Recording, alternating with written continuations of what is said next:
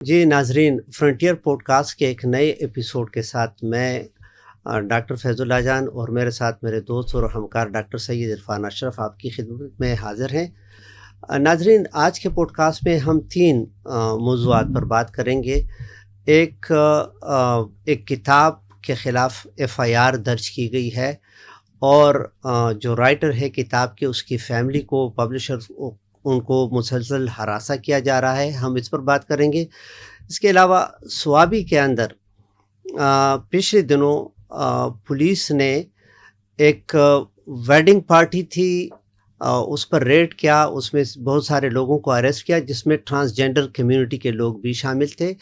لیکن اس کے 2 دن بعد سوابی کے اندر ایک کمیٹی بنائی گئی اور اس کمیٹی نے ٹرانسجینڈر کمیونٹی کو الٹیمیٹم دے دیا ہے کہ آپ فوراً سوابی کے علاقے سے نکل جائیں یا اپنے عادات اور طور طریقے آپ بدل دیں۔ ہم اس پر بھی گفتگو کریں گے کہ کس طرح مائنارٹیز جو ہے ان کو ریاست کے اندر ہراساں کیا جاتا ہے۔ اور آخری جو ہمارا سیگمنٹ ہوگا وہ یہ کہ مولانا طاہر اشرفی صاحب نے کل ایک بڑی دعاندار قسم کی سٹیٹمنٹ دی ہے کہ جس میں انہوں نے امریکن پریزیڈنٹ جارج بش کا لہجہ استعمال کیا ہے۔ جارج بش نے جو 9/11 کے بعد کہا تھا کہ either with us or against us، تو اسی طرح طاہر اشرفی صاحب نے افغانستان کو اور خصوصاً افغانستان کے طالبان کو یہ کہا ہے کہ آپ نے فیصلہ کرنا ہے کہ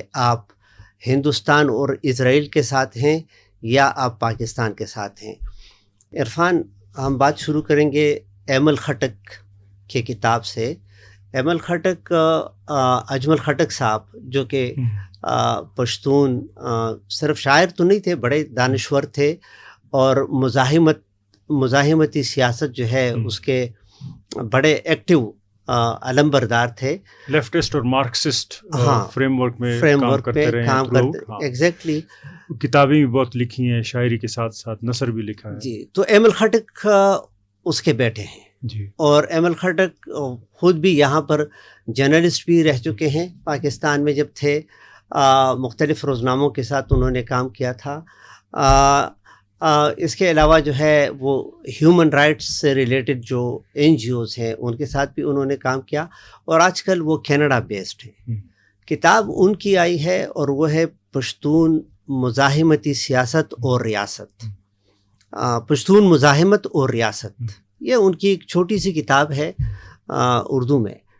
ابھی میں نے نہیں پڑھی ہوئی یہ کتاب، لیکن پڑھنے سے پہلے وہ ایک ٹاپک بن جاتا ہے ہمارے پوڈ کاسٹ کا، کیونکہ کل پرسوں ان کے خلاف FIR درج کر دیا گیا ہے اور جس میں کہا گیا ہے کہ یہ کتاب جو ہے یہ انریسٹ یعنی بے چینی پیدا کرنے کا وہ ہے الزام ہے اس کتاب پر۔ کچھ یہ بھی ہے کہ اس میں نقشہ غلط ثابت پبلش ہوا ہے۔ اس سے لیکن ہم ریاست کے اس عادت پر بات کرتے ہیں کہ کس طرح ڈسینٹنگ وائسز جو ہیں ان کو کرمنلائز کیا جاتا ہے۔ تو آپ سے شروع کر دیتے ہیں عرفان کہ اس ایپیسوڈ کے بارے میں، پشتون مزاحمت اور ریاست کی کتاب جس کے خلاف FIR، لیکن FIR ایک طرف اب ایمل خٹک کی فیملی کو اکوڑا خٹک میں کہتے ہیں اس کو ہراساں کیا جا رہا ہے، جو پبلشر ہے وہ اور اس کی فیملی کو ہراساں کیا جا رہا ہے۔ ہاں فیض صاحب، ہم تو اس سے پہلے بات کر رہے تھے کہ ہم نہ صرف اس کتاب پہ بات کریں گے بلکہ اس کو جوڑیں گے کہ کس طریقے سے پاکستانی ریاست میں کچھ لوگوں کو ایک طرح ٹریٹ کیا جاتا ہے اور کچھ کو دوسری طریقے سے، اور اس کے ساتھ ہم دیکھیں گے کہ ہمارے نہ صرف ریاست بلکہ جو مقتدرہ طبقے ہیں وہ علماء جن کو کہتے ہیں ان کے ذریعے بھی اپنی پالیسیز کیسے ری انفورس کرتے ہیں۔ تو اس میں ہمارے پاس ایک اسپیچ ہے، وہ بھی ہم دکھائیں گے۔ لیکن آتے ہیں پہلے اس کتاب کی طرف۔ دیکھیں، چھوٹا سا ایک کتابچہ ہے اور ایمل صاحب کو میں ذاتی طور پہ تھوڑا بہت جانتا ہوں کیونکہ ہم نے وقت گزارا ہے ایک ساتھ۔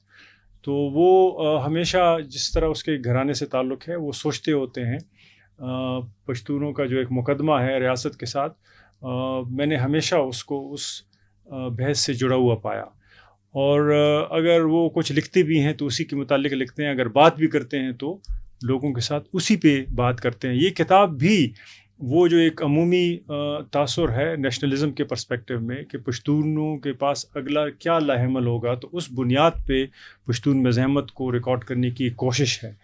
لیکن پڑھائی میں نے بھی ابھی نہیں ہے، مجھے ابھی بھیجیے، میں ابھی پڑھوں گا، لیکن اس کے پڑھنے سے پہلے ہی بالکل اس کا جو ہے نا اس کی گردن دبانا، ہم اس پہ بات کریں گے، کیونکہ نہ صرف کتاب کو ناشر سے اٹھایا گیا ہے جہاں سے وہ پبلش ہو رہی تھی، بلکہ ساتھ میں جو پبلش کر رہے تھے ان کے گھروں پہ چھاپے پڑ رہے ہیں، ان کے بچوں کو جو ہے نا وہ زروکوب کیا جا رہا ہے یا ہراس کیا جا رہا ہے۔ ساتھ میں ایم ایل صاحب کے مطابق ایم ایل صاحب کا گھر جو اکوڑا خٹک میں ہے، وہاں پر بھی جو ہے نا تنگ کیا جا رہا ہے اس کی فیملیز کو۔ تو یہ جو رجحان ہم دیکھ رہے ہیں کہ ابھی کتاب مارکیٹ میں آئی نہیں ہے اور ان لوگوں کو پتہ چل گیا اور وہ اس کا کلا کما کر رہے ہیں، اس رجحان کے حوالے سے جو ہے نا جتنی بھی مذمت کی جائے وہ کم ہے۔ وجہ صرف یہ ہے کہ اگر آپ لوگوں کو بات نہیں کرنے دیں گے اور صرف اپنی ہی منمانی کریں گے تو اس میں اور انگریزوں کے قانون میں کیا فرق رہا؟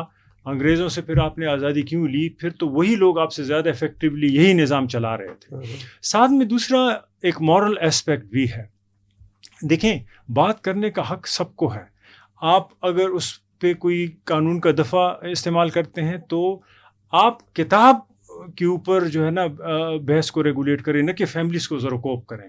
اب وہ یہاں پر ہے نہیں تو اس کی وجہ سے پوری ان کی فیملیز ڈسٹرب ہوں گی۔ اور اس طریقے سے اگر ہم دیکھیں تو تصنیف و تالیف کا جو عمل ہے وہ ان لوگوں میں تو بالکل اس کی قدغن ہے۔ مثال بلوچ نہیں لکھ سکتا اپنے بارے میں اگر جتنی بھی گریوینسز اس کا ریاست کے حوالے سے ہو، پشتون نہیں لکھ سکتا اپنے حوالے سے جتنی بھی گریوینسز ریاست کے حوالے سے ہو، لیکن اگر پنجاب کا کوئی آدمی لکھتا ہے یا سندھ سے کوئی لکھتا ہے تو اس کا ایک اور سٹیٹس ہے۔ اور یہی احمد صاحب نے بھی کہا ہے کہ اس سے پہلے بھی ہسٹری پہ کتابیں لکھی گئی ہیں، مثال کے عزیز کی مرڈر آف ہسٹری ہے، اسی طرح اشتیاق احمد کی گیریزن اسٹیٹ ہے، اس طرح خالد بن سعید کی انڈیا ونس فریڈم ہے، اسی طریقے سے حسین حقانی کی 3-4 بکس ہیں جو بڑے کریٹیکل کتابیں ہیں۔ اس طرح اور جو ہے نا اوور ڈٹرمنٹ اسٹیٹ ہے اس کی حمزہ علاوی کی، اسی طریقے سے شجاع نواز کی کتاب ہے، اس کا تو بھائی بھی ملٹری چیف رہا، اس کے باوجود اس کی اتنی کریٹیکل کام ہے۔ ان کی فیملیز کو نہیں زور و کوب کیا جاتا، نہ کرنا چاہیے۔ لیکن اگر ایک پشتون لکھ لے کتاب اور اس میں اگر کوئی غلطی ہوئی ہے، چلے آپ سمجھتے ہیں کہ نقشہ ادھورا ہے یا اس میں کشمیر نہیں ہے، تو ٹھیک ہے آپ تنبیہ کر دیں اس کو، لیکن کتاب ختم کرنا اور اس کے گھروں کو زور و کوب کرنا وغیرہ، میرے خیال میں یہ بے انصافی ہوگی، اس پہ ضرور سوچنا چاہیے۔ ویسے عرفان مجھے ایگزیکٹ موقع یاد نہیں ہے، لیکن یہ کئی دفعہ ایسا ہوا ہے پاکستان سے اسٹیٹ کے لیول پر بھی کہ انہوں نے میڈیا پر نقشہ دکھایا ہے، اس نقشے میں یہ والی غلطی تھی کہ کشمیر کو ہندوستان کا حصہ دکھانا وغیرہ، لیکن میرے خیال میں یہ نقشہ نہیں ہے، نقشہ بہانہ ہے۔ اور میں جب اس کو دیکھتا ہوں تو میرے خیال میں ریاست کو 2 چیزوں پر غصہ آیا ہے۔ ایک تو اس میں پشتون لفظ استعمال ہوا ہے اور دوسرا مزاحمت۔ اس وقت جو حالات ہیں، ان حالات میں مزاحمت جو ہے وہ ایک کرائم بن چکا ہے، اور یعنی یہ تاثر دیا جاتا ہے کہ جی کوئی مزاحمت نہیں ہے۔ لیکن اگر عرفان اگر ہم دعویٰ کر لیں کہ ہم ایک جمہوری ملک میں رہتے ہیں، جمہوری معاشرے میں رہتے ہیں، تو مزاحمت تو جمہوریت کی بیوٹی ہے، اور مزاحمت کے بغیر یعنی ہمیں مزاحمت اور ریبیلین یا بغاوت ان دو میں فرق کر لینا چاہیے۔ تو مزاحمت جو ہے یہ تو اس سینس میں ہم کہتے ہیں کہ یہ ایک پازیٹیو ٹینڈنسی ہے۔ بغاوت کی اگر بات ہو جاتی تو پھر بھی ہم کہہ دیتے ہیں۔ آپ نے ایک بات کی، آپ نے کہا کہ جی پشتون اور بلوچ وہ اپنے بارے میں نہیں لکھ سکتے، اور ان کے بارے میں اور لکھیں تو ان کو برداشت کیا جاتا ہے نا۔ تو اس میں سمپل سی بات یہ ہے کہ آپ پشتونوں کو، آپ بلوچوں کو آبجیکٹیفائی کر سکتے ہیں، یعنی ان کو آبجیکٹ کر کے سامنے رکھ دیں اور آپ خود سبجیکٹ بن جائیں، ٹھیک ہے نا۔ اور پھر آپ کی مرضی کہ آپ پشتونوں کے حق میں لکھیں، بلوچوں کے حق میں لکھیں، تو آپ کو کچھ نہیں کہا جائے گا۔ لیکن اگر آپ خود اپنے آپ کو آبجیکٹ بنا دیں اور آپ خود سبجیکٹ بن جائیں اور آپ کا ڈومیسائل جو ہے وہ یہ والا ہو، تو یہ چیز ایکسیپٹیبل نہیں۔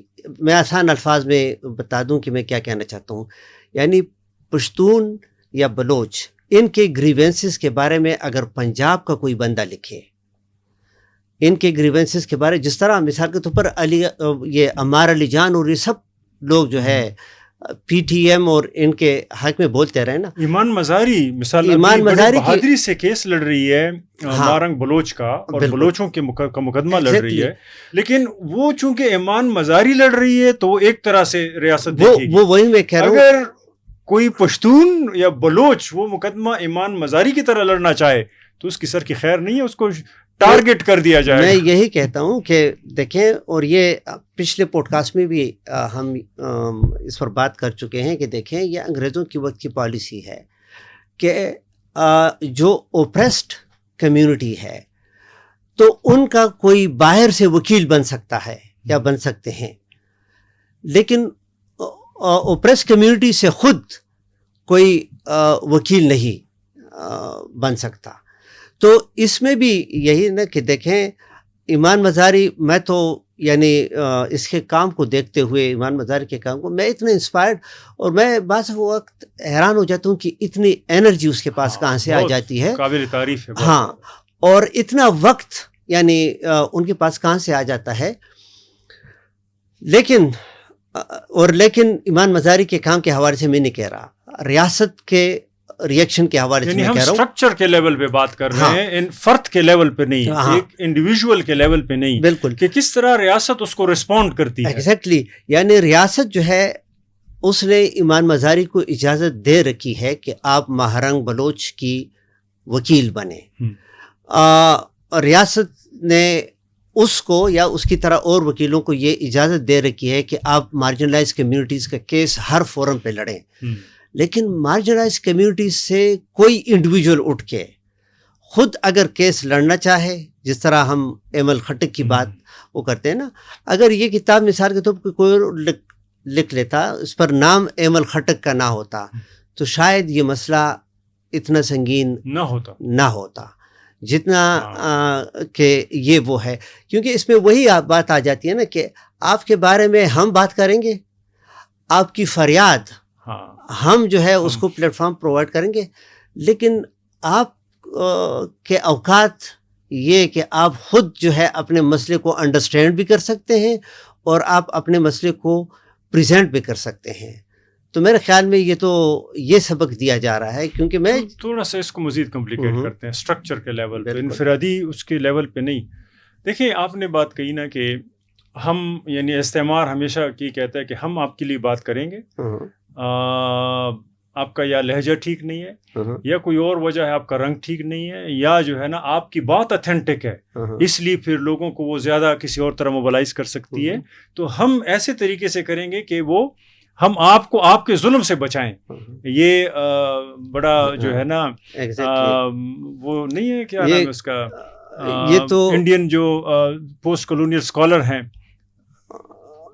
اروندھتی رائے، نہیں اروندھتی رائے نہیں، بار مجھے یاد آ جائے گا، نہیں وہ جو لیٹ دی سبالٹرن اسپیک جس نے لکھا ہے، تو اینی وے اس نے یہ بڑی 50-60 سال پہلے یہ بات کی تھی کہ انگریز یہاں پر جو ایک استعماری نظام لائے تھے، اس میں ہندو عورتوں کو جو ستی کے حوالے سے اس نے لکھا تھا کہ ہندو عورتوں کو ہندو مردوں کے ظلم سے بچانا جو ہے نا، پھر ستی کے خلاف گورنر جنرلز مہم وغیرہ چلا رہے تھے یہاں پہ انگریز۔ تو دیکھیں اس چیز کو اگر آپ دیکھیں استعمار کے اسٹرکچر کو، تو استعمار کا وہ اسٹرکچر گاندھی کو تو ایکسیپٹ کرتا ہے لیکن ڈاکٹر امبیڈکر کو نہیں کرتا۔ یعنی گاندھی جو ہے نا ساؤتھ افریقہ سے آئے، پھر اس سے پہلے 1885 میں 86 میں جو کانگریس بنی، انگریزوں نے بنائی اس دن، اس کے بعد پھر جتنی لیڈرشپ تھی ان کی گرومنگ انہوں نے کی، اس میں پھر گاندھی آئے، ان کو بھی وہ برداشت کر رہے تھے، لیکن ساتھ میں ایک ڈاکٹر امبیڈکر ہوتے تھے جو دلت کی ریپریزنٹیشن کر رہے تھے، اور بہت فلسافیکل شخصیت، کانسٹیٹیوشن اس نے وہ، اس کے خلاف گاندھی کھڑے ہو گئے۔ وہ چونکہ جو برہمن لوگ تھے ان کو یہ لوور کاسٹ کی اہمیت اور ان بتاتے تھے کہ آپ کی برہمنزم لوور کاسٹ کے ایکسپلائٹیشن پہ سٹینڈ کرتی ہے. تو دیکھیں گاندھی اس کی مخالفت کر رہے تھے اور گاندھی اس کے لیے وہ پلیٹ فارم نہیں چھوڑ رہے تھے. یہ میں اس لیے کہہ رہا ہوں کہ اس کے بعد آپ نے دیکھا کہ جناح صاحب بھی اگر آج جناح ہیں تو اس لیے کہ جو باقی کمیونٹیز تھی اس میں استعماری نظام کی بنیاد پر خود کا کوئی لیڈر ابھر نہیں سکتا تھا، نہ وہ اپنے لیے اگر بات کرتا تو اس کو چھوڑا جاتا تھا اس کے لیے. اب آپ مجھے بتائیں کہ باچا خان صاحب جو ہیں جو پشتونوں کے لیے بات کرتے تھے اس میں کون سی ایسی چیز ہے کہ جو اس وقت کے موروثی حالات میں پلنے والے سارے لیڈرز اگر دیکھیں کس سے کم ہے، لیکن آج بھی اس اسٹرکچر میں ایز اے ولن اس کو ریپرزینٹ کیا جاتا ہے اور ایز اے ہیرو جناح صاحب کو یا گاندھی صاحب کو ریپرزینٹ کرتے ہیں. میں یہ اس لیے کہہ رہا ہوں کہ جو استعماری نظام ہمیں ملا ہے اس میں مارنگ بلوچ ولن ہوگی ہمیشہ، اس میں ایمان مزاری جو ہے وہ ہیروئن ہوگی. سلام اس کی ہمت کو سٹرکچر کے لیول پہ میں بات کر رہا ہوں. اسی طریقے سے امار علی جان صاحب مزاحمت کا استعارہ ہوں گے، اس کے ڈومیسائل کے فرد کے ساتھ وہ جیے گا اور اس بنیاد پر اس کو اس کا حق دیا جائے گا کہ وہ مظلوم کمیونٹیز کے لیے آواز اٹھائے. لیکن اگر ایمل خٹک اپنی کمیونٹی کے لیے خود آواز اٹھائے گا تو یہ نظام اس کو نہ صرف بھگائے گا کینیڈا بلکہ کینیڈا سے بھی وہ اپنے لوگوں کی ریپرزنٹیشن نہیں کر پائے گا. عرفان، میں آپ ہی کی بات پہ لیکن میں اس اسپیکٹ سے کروں گا کہ استعماری قوت یہ کرتے کیوں ہیں. مثال کے طور پر ٹھیک ہے نا، دیکھیں ایک تو یہ ہے کہ یہ ایک ناکام کوشش ہوتی ہے ہسٹری کو اریز کرنے کی، ہے نا. اور دوسری بات یہ کہ اس کوشش کی وجہ سے بگاڑ کیا پیدا ہوتا ہے. بگاڑ یہ کہ جو لوکل لوگ ہیں، جس طرح آپ نے کہا لوکل لوگ اپنے آپ کو تاریخ کا حصہ پھر کنسیڈر نہیں کرتے.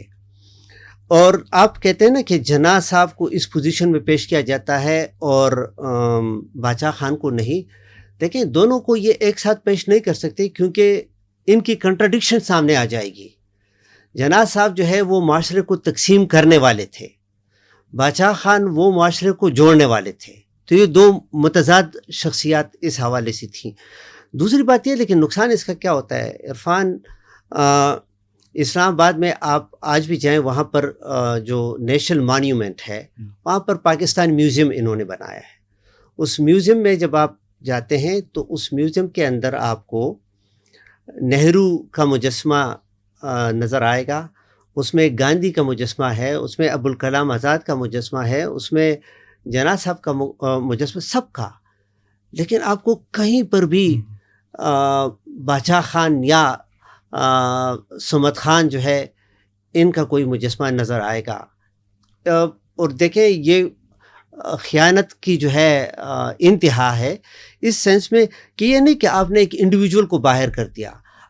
یہ انڈیویجول جس کمیونٹی کو یا جس قوم کو ریپرزینٹ کر رہی تھی یہ پرسنالٹی، ہاں آپ نے ان کے اسٹرگل کو اریز کرنے کی کوشش کی. یعنی دیکھیں نا باچا خان جو ہے وہ کوئی آئسولیٹڈ انڈیویجول تو نہیں تھے. ان کی خدائے خدمتگار کی 2 دفعہ یہاں پر الیکشن میں جیت ہوئی تھی پاکستان بننے سے پہلے. ان کی حکومت تھی خدائے خدمتگار کی کہ جس وقت پاکستان بن گیا اور جناح صاحب نے پہلا کام یہ کیا کہ یہ حکومت انہوں نے ختم کر دی. تو اس کا مطلب ہے کہ دیکھیں آپ ان کی شخصیت کو مثال کے طور پر ان چیزوں سے جب نکال دیتے ہیں تو پھر اس کا مطلب ہے کہ یہ آزادی کی تحریک جو ہے اس میں پھر خیبر پختونخوا یا پشتون لینڈ اس کا کوئی کنٹریبیوشن نہیں ہے. کیونکہ یہاں پر جناح صاحب تو موجود نہیں تھے یا جناح صاحب کی مسلم لیگ پارٹی یہاں پر ایز سچ یعنی وہ الیکشن نہیں جیتے تھے نا. تو اس کا مطلب یہ ہے کہ آپ پھر اپنے موجودہ جنریشن کو اور آنے والے جنریشن کو یہ بتا دیتے ہیں کہ یہ ایک قوم جو اپنے آپ کو پشتون کہتے ہیں اور جن کو آپ پٹھان کہتے ہیں، ان کا آزادی کی اس تحریک میں کوئی کنٹریبیوشن نہیں ہے. یا یہ ایک قوم جو کہ بلوچ کے نام سے ہے، ان کا آزادی کے موومنٹ میں جو ہے اس میں ان کا کوئی کنٹریبیوشن نہیں ہے. تو آپ نے جو کہا نا اسٹرکچر کی، تو اسٹرکچر استعمار کی جو ہے اسٹرکچر کے پیچھے بیسک لاجک یہ ہے کہ اگر سنز آف دا سوائلز یا even daughters of the soil جو بھی ہے، ان کو اگر پریزنٹ کر دیا جائے دنیا کے سامنے ان کے کام کے حوالے سے، تو پھر یہ ہے کہ آپ یا استعمار نہیں ہوں گے، کیونکہ اب وہ سٹیٹس آپ کی ختم ہو جائے گی نا.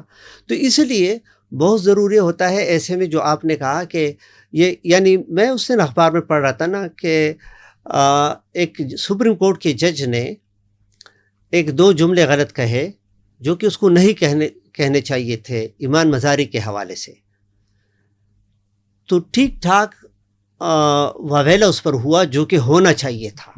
ایون بار کونسل نے بھی اچھا جج کو دوسرے دن معافی مانگنی پڑی، ٹھیک ہے نا، اس کو معافی مانگنی پڑی کہ میرا کہنے کا مطلب یہ نہیں تھا، کلیریفیکیشن کر دی یا معافی مانگی، ان دونوں میں سے کوئی ایک. لیکن اگین پھر وہی کہیں گے ہم کہ جی فرق ڈومیسائل کا ہے، اتنی زیادہ رعایت جو ہے وہ علی امین کے ساتھ، سوری یہ کیا نام ہے، علی وزیر کے ساتھ کوئی نہیں کرے گا، اور نہ جو ہے نا عبد الصمد صاحب کے ساتھ کرے گا، اور نہ جو ہے نا ملک نصیر کے ساتھ. ہاں، اور عرفان یہ ایمل خٹک صاحب کی جو کتاب ہے نا، اس کے حوالے سے ایک افسوسناک بات یہ ہے کہ ایک طرف دیکھیں ہم دیکھ رہے ہیں کہ پی ٹی آئی پاکستان تحریک انصاف وہ ایک وکٹم کارڈ بھی پلے کر رہی ہے، اور ان کو وکٹمائز بھی کیا جاتا ہے، ٹھیک ہے نا. خان صاحب جیل میں ہے، خان صاحب کی بیوی جیل میں ہے، پی ٹی آئی کے بہت سارے لیڈران اور کارکنان وہ جیل میں ہے. ایک طرف وہ وکٹم کارڈ، لیکن دوسری طرف دیکھیں اس کتاب کے خلاف یہ ایکشن صوبائی حکومت نے لی ہے،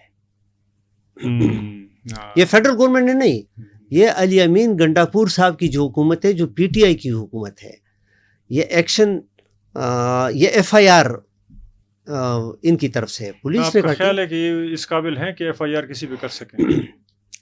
تو ڈسون کر دینا، وہ بھی نہیں کریں گے، اسی پہ تو ان کا پورا اسٹرکچر ہے، پھر یہ وزیر اعلیٰ نہیں رہ سکیں گے.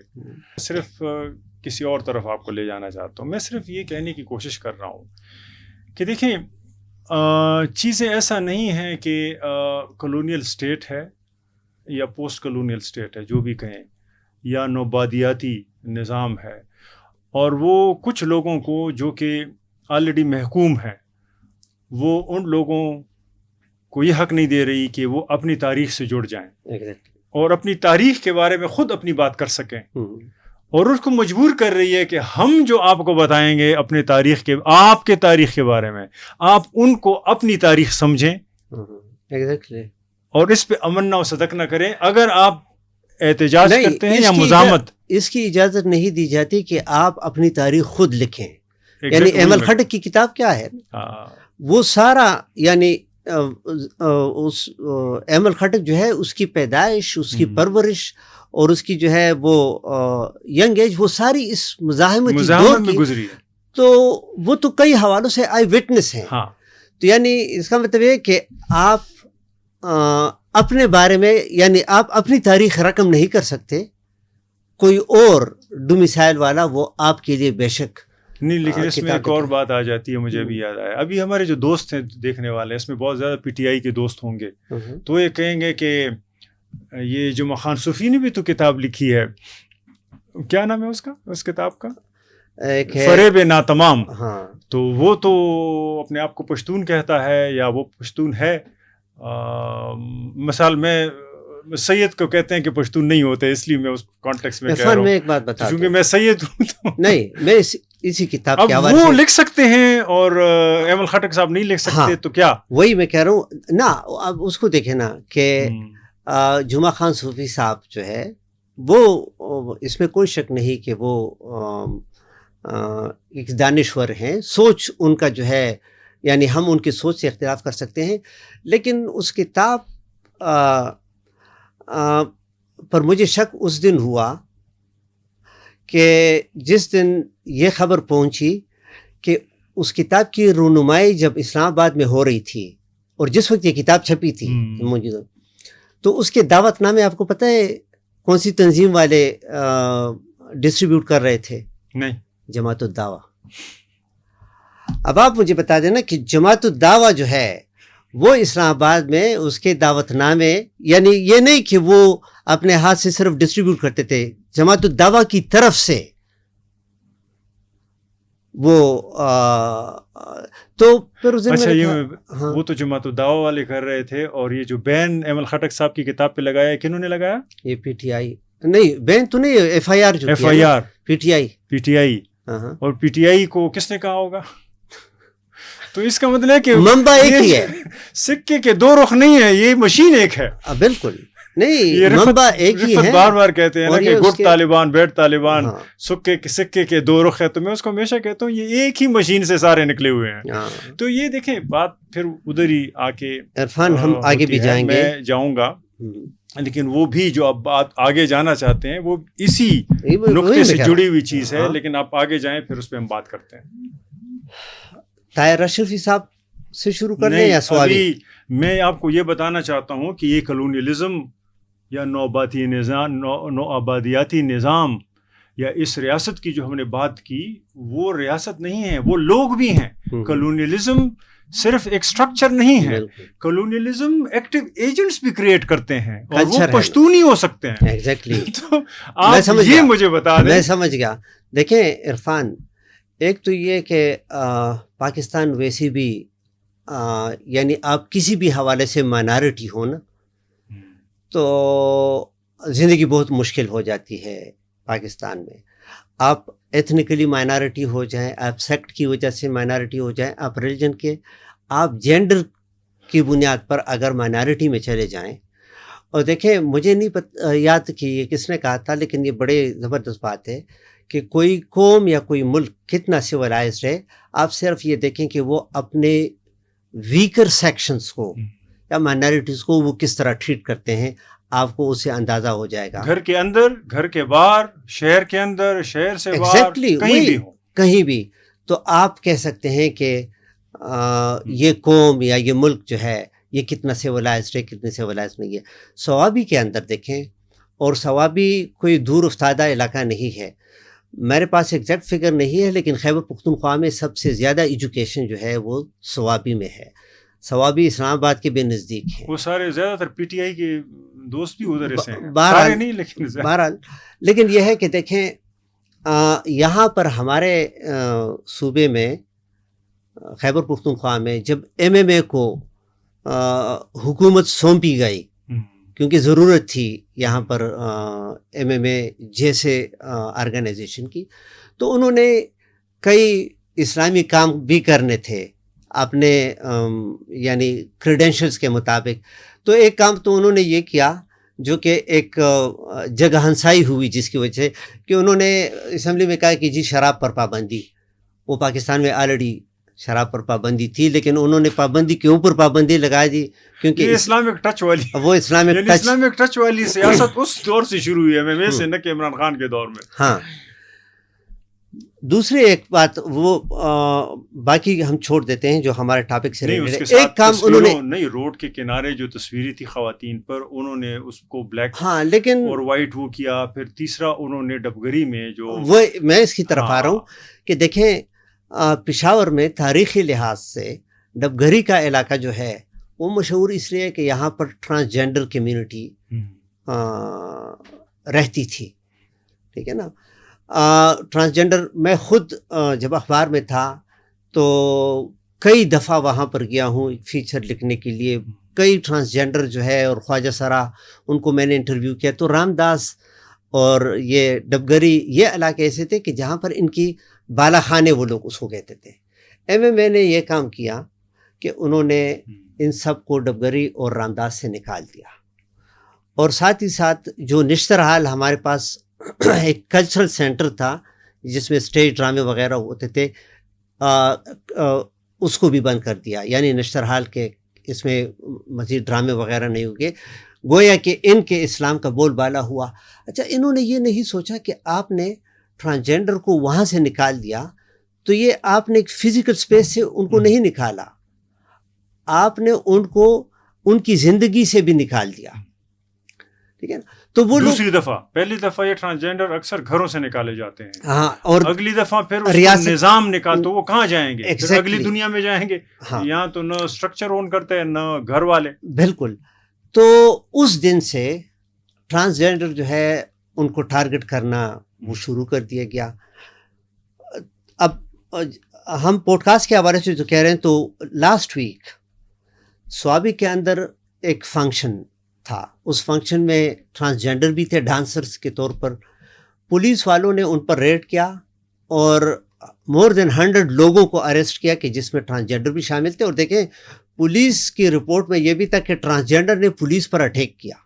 اب یہ دیکھیں وہ کہاں یہ کاؤنٹ کر ہاں سکتے ہیں یہ لیکن اگر کسی نے اپنا دفاع بھی کیا ہے تو وہ اٹیک ہو گیا. ہاں لیکن بات یہاں پہ ختم نہیں ہوئی.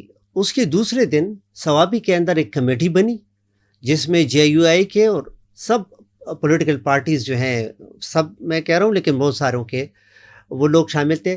کمیٹی نے فیصلہ کیا کہ انہوں نے ٹرانسجینڈر کو اور خواجہ سرا ان کو الٹیمیٹم دے دیا کہ آپ اتنے دنوں میں سوابی سے نکلیں اور نہیں نکلیں گے تو آپ کے خلاف ایکشن لیا جائے گا.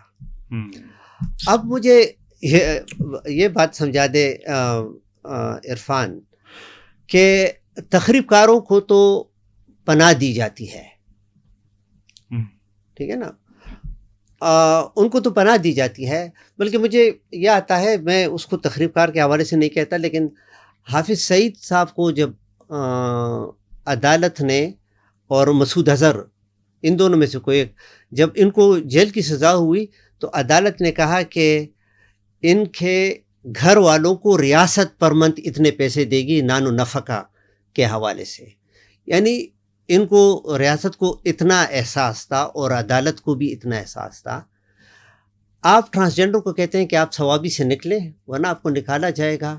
تو کبھی آپ نے سوچا ہے کہ ٹرانسجینڈر وہاں سے نکلیں گے تو کہاں جائیں گے؟ تو اب میں اس میں ریاست کو میں نہیں کھینچتا. اب اس میں پشتونوں کے معاشرے اور پشتونوں کے کلیکٹیو رویے کی میں بات کرتا ہوں.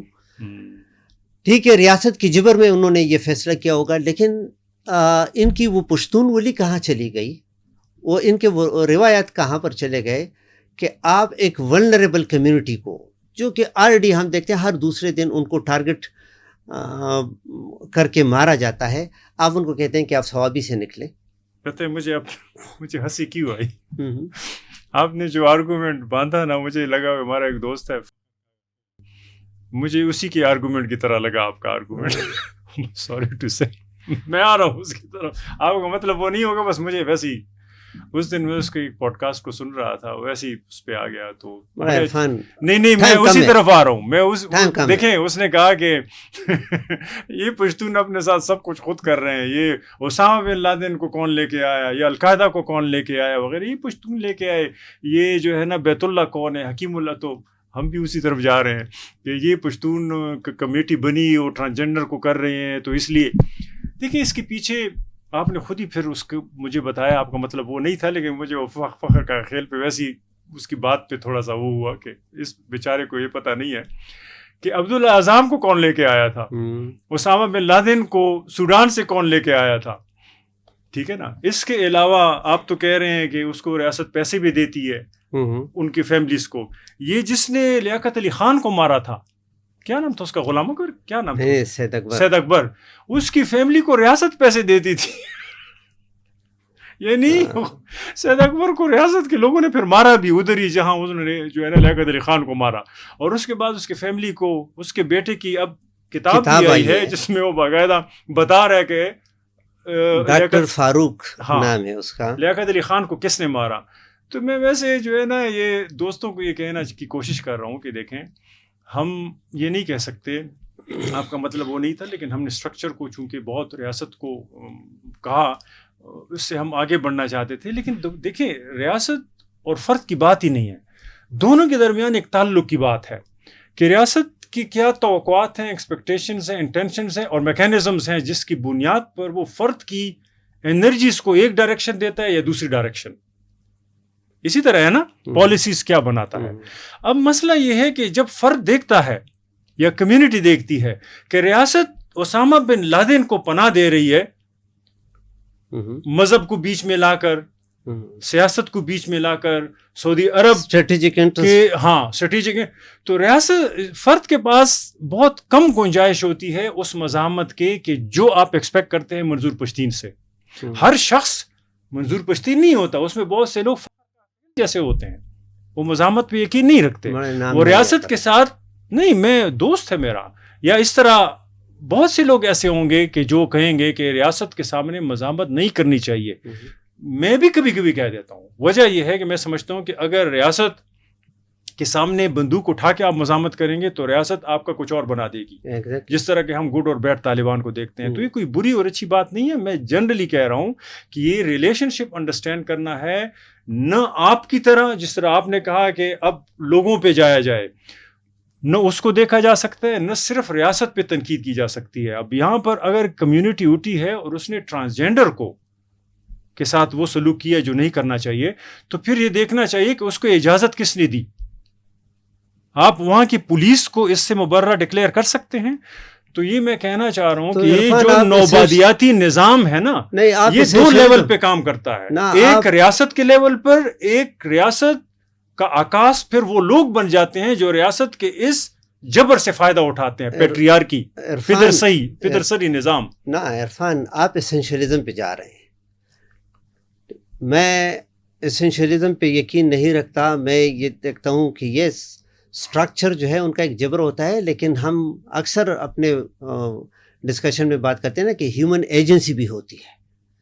تو اگر میں یہ کہوں کہ ثوابی کے لوگوں نے یہ کام جو کیا وہ اس لیے کہ نظام یہ ہے, میں یہ ہوں کہ تو پھر کیا اس کا مطلب ہے کہ ہم سب جو ہے وہ نظام کے قیدی ہیں. تو اگر ہم سب نظام کے قیدی ہیں تو پھر اس کا مطلب ہے کہ ہم تو نظام کو کویشچن بھی نہیں کر سکتے. تو لوگ نہیں کرتے ہیں نا, جب وہ مظلوم کو الزام دیتے ہیں, آپ ٹرانسجینڈر کو ان کے گھروں سے نکال دیں, نظام کا کوئی عمل دخل نہیں ہے, پیٹریارکی کا عمل دخل نہیں ہے. جب اس کے ماں باپ اس کو گھر سے نکالتے ہیں, پھر جب وہ ڈبگری میں پناہ لے لیتی ہے, تو آپ کی مذہبی جماعتیں, آپ کی ریاست, آپ کی پولیس اور آپ کے دانشور اکٹھے ہو کے کہتے ہیں کہ ہاں ان کو وہاں بھی رہنے کا حق نہیں ہے. تو پھر وہ کہاں جائیں گے؟ وہ ادھر ثوابی جائیں گے, وہاں پہ جو ہے نا ڈانس پارٹی اٹینڈ کریں گے. اب وہاں پر بھی جب آپ کا کلچر, آپ کا پیٹریارکی, آپ کا جرگہ بیٹھ جاتا ہے اور ان کو وہاں سے بھی نکالتا ہے, تو پھر وہ کہاں جائیں گے؟ وہ تو بارڈر, وہ ایک بارڈر ہے ہمارے پاس افغانستان کا, وہ ہند تو نہیں جا سکتے کیونکہ ان کو پشتو آتی ہے. وہاں کیا طالبان ان کو چھوڑیں گے؟ تو کیا کریں گے وہ لوگ؟ شاید ہندوستان چھوڑ دے. نہیں, میں صرف یہ آپ سے پوچھنا چاہ رہا ہوں کہ یہاں ایسنشلزم کہاں پہ آئی, یعنی یہ چیز کہاں پہ آئی کہ میں دیکھیں ٹرانسجینڈر کے پاس اتنا ہی حق ہے کہ وہ بھاگ سکے. جب وہ بھاگتے ہیں, اپنے آپ کو بچاتے ہیں, پھر بھی یہ لکھ لیتے ہیں کہ اس نے پولیس پہ حملہ کیا. یعنی پولیس وہاں پہ گئی چھاپا مارنے. اگر وہاں کوئی غلط ہوا تھا تو اس پہ ٹھیک ہے FIR درج کرے, لیکن کس کو حق ہے کہ وہ ان کو بے دخل کرے؟ یہاں تو رویہ ایسا بنا ہوا ہے کہ 3 گھنٹوں میں پورے گاؤں کو کہا جاتا ہے کہ آپ یہاں سے اٹھیں, ہم یہاں آپریشن کر رہے ہیں. وہ تو ٹرانسجینڈر نہیں تھے نا, ان کو ٹرانسجینڈر بنایا جاتا ہے, ڈس امپاور کیا جاتا ہے. تو لوگوں کو ڈس امپاور کرنا, ان کو ٹرانسجینڈر بنانا کوٹ ان کوٹ, یہ تو دیکھیں ایک اسٹرکچرل پرابلم تو ہے, لیکن اس کا مطلب یہ نہیں ہے کہ میں یہ کہوں گا کہ لوگوں میں کوئی ایشو نہیں ہے. اگر لوگ اس لیول پر اس چیز کے خلاف نہیں اٹھتے, مزاحمت نہیں کرتے, آپس میں ایک دوسرے پہ ٹرسٹ نہیں کرتے, اور ریاست کی لینس سے ہی اپنے مسائل کو دیکھتے ہیں, تو بس پھر ٹھیک ہے, یہی کچھ جو ہو رہا ہے وہی ہوگا. عرفان, آخری سیگمنٹ پہ جائیں گے مختصراً. طاہر اشرفی صاحب جو ہے, انہوں نے اس دن ایک پریس ٹاک کی ہے, اس کی ویڈیو کل سے ٹویٹر پر, یعنی جس کو اب ایکس کہا جاتا ہے, اس پر عام ہے, اور اس نے افغانستان کے طالبان کو مخاطب کیا ہے. اور ایک شروع میں نے کہہ دیا نا کہ مجھے ایک اس طرح لگا کہ جیسے یہ 9/11 کے بعد جارج بش بات کر رہے ہیں, کیونکہ اس نے 2 ٹوک الفاظ میں افغانستان کے طالبان کو کہا کہ یہ آپ نے فیصلہ کرنا ہے کہ آپ اسرائیل اور ہندوستان کے ساتھ ہیں یا آپ پاکستان کے ساتھ ہیں. ہم نے 40 سال 1978 سے آج تک میرے افغانستان کے بھائیوں آپ کے لیے بہت قربانیاں دی. میں 13-14 سال کی عمر میں افغانستان کے پہاڑوں پہ آپ کی آزادی کے لیے لڑنے گیا تھا. میں افغانستان کی سرزمین کو اپنا پڑوسی اور اسلامی ملک سمجھتے ہوئے میرے ملک کے نوجوانوں نے اس کے لیے خون دیا. میں تو آپ کی سرزمین کو سوویت سے بچانے نکلا. ایک گزارش کر رہے ہیں کہ آپ کے ملک میں جو بیٹھے ہندوستان کے اور اسرائیل کے پروردہ دہشت گرد ہیں جو کبھی بلوچستان میں اور کبھی خیبر پختونخوا میں قتل عام آگے کرنا چاہتے ہیں, ان کو آپ روکیے, اور اگر آپ میں استطاعت نہیں ہے پھر ہمیں اجازت دے دیں, پھر آپ ان کا علاج خود. لیکن اس میں کئی باتیں میں جو اس کو سن رہا تھا اس کو ہم دوسری طریقوں سے بھی وہ کر سکتے ہیں, انٹرپریٹ کر سکتے ہیں. کیونکہ ایک اس میں کہتے ہیں کہ جی آپ جو فتوے لگاتے ہیں نا, کہتے ہیں کہ یہ آپ کو تو سمک ہم نے سکھائی ہے, اب آپ ہمیں نہ سمجھائیں.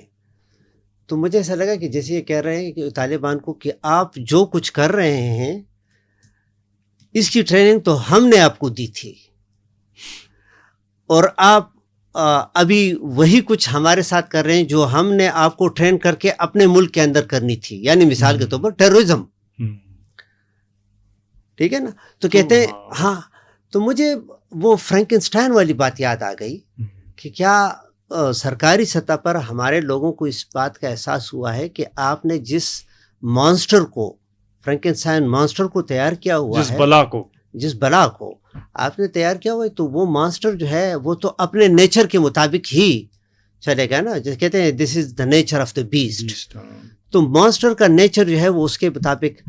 تو کبھی اس چیز پر بھی غور کر لینا کہ ہم سے کتنی بڑی غلطی ہوئی, یعنی پاکستان اس پر اگر غور کرے کہ جی آپ نے ایک مانسٹر کو کریٹ کیا. تو اس کی باتوں میں مسلسل, اور ایک بات اس پر افسوس ہوا کہ یہ قربانیوں کی بات کرتے ہیں نا کہ ہم نے قربانیاں دی ہیں, تو اس میں مولانا سمیع الحق اور ایک اور مولانا کی بات کر دیتے ہیں. تو میں نے کہا کہ یہ ہمارے جو 80,000 لوگ ہمارے, ان کی قربانیاں بھی, تو وہ اگیمبن والی ہوموساچر کی بات مجھے یاد آ گئی نا کہ یہ 80,000 لوگ جن کو مارا گیا, اب ان کی قربانی بھی کنسیڈر نہیں کی جاتی. یہ 2 بندوں کی قربانی اس نے وہ بتا دی. تو اس نے کہہ دیا تھا نا کہ مولانا سمیع الحق کا نام لے لیا نا, اس کے ذریعے 80,000 لوگ مارے نا, یعنی اس کو فادر آف دا طالبان کہتے ہیں نا سمیع الحق صاحب کو نا. تو جو فادر آف دا طالبان ہیں تو طالبان نے ہی زیادہ تر کو مارا, وہ یہی کہہ رہے ہیں, اور وہ کہہ رہے ہیں کہ ہم نے ہی ٹرین کیا ان کو. بالکل. تو اشرفی صاحب تو دیکھو خود سے بات نہیں کرتے, وہ تو اس کو پتہ ہے, جو اسلام آباد میں رہتے ہیں وہ اشرفی صاحب کو جانتے ہیں, میں مزید نہیں جاؤں گا اس میں. لیکن اشرفی صاحب کے پیچھے جو لوگ بیٹھے ہوتے ہیں وہ پھر ان سے بات کرواتے ہیں, اور سمیع الحق صاحب کو مارا بھی جن لوگوں نے, ان پہ بھی پتہ ہے کہ وہ کہاں مارا گیا, کس حالت میں مارا گیا اور کنہوں نے مارا. بہت سے باتیں اس پہ ہو رہی ہیں.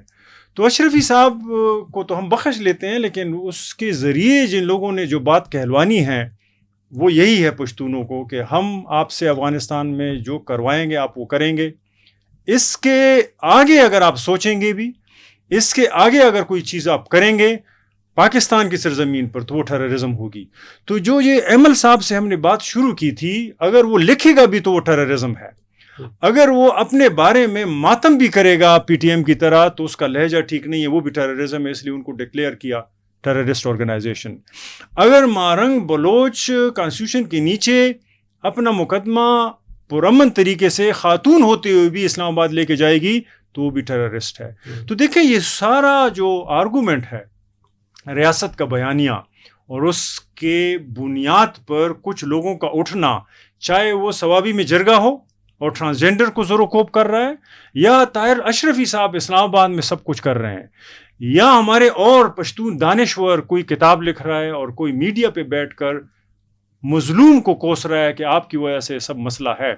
تو اس کا مطلب یہ ہے کہ ریاست کے جو ریسورسز ہیں, جس کو مارشل میکلوئن نے کہا تھا کہ میڈیم از دا میسج, تو ریاست جو کہنا چاہتی ہے, بہت سے منہ ہیں وہی وہ منوانا چاہتے ہیں.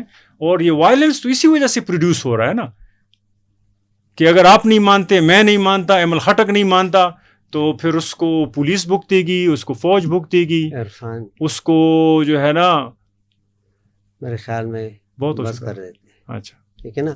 تو ناظرین, اس کے ساتھ ہی ہمارے آج کے پوڈ کاسٹ کا وقت ختم ہوتا ہے. نئے ہفتے ایک نئے ٹاپک کے ساتھ دوبارہ حاضر ہوں گے. تب تک اجازت دیجیے. خدا حافظ.